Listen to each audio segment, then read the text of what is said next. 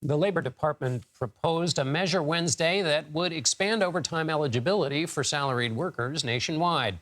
It would require employers to pay overtime for those making less than $55,000 a year. That's almost $20,000 above the current threshold and nearly $18,000 above median individual income.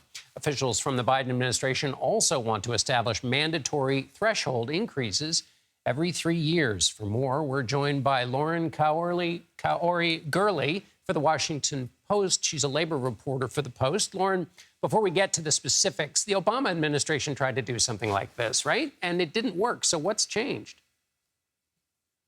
Hi, John. Yes, pleasure to be here tonight. So the Obama administration did have a similar rule that was struck down by a court in 2016. And, the Trump administration then came out with their own new rule.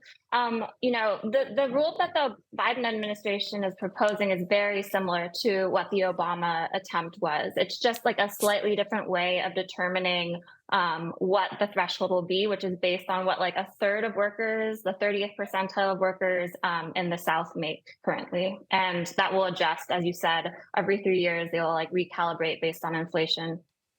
And so what types of job sectors would be affected by this change?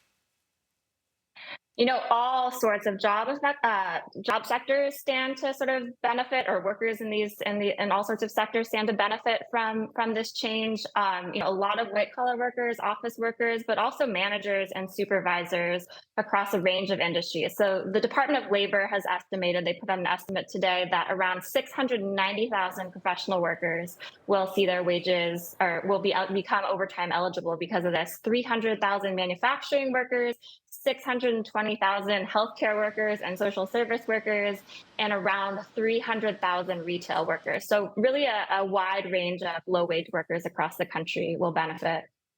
And why now? Why are they doing this now?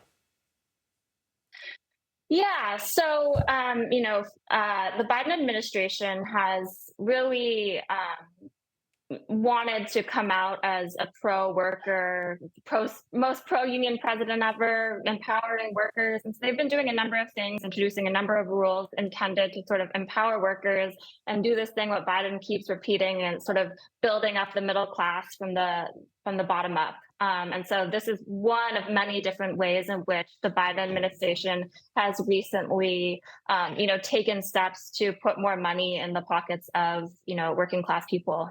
And what's business's response been in the preliminary hours here? Sure. So, already we're having a lot of business and industry groups come out in opposition of this rule, especially in construction and manufacturing.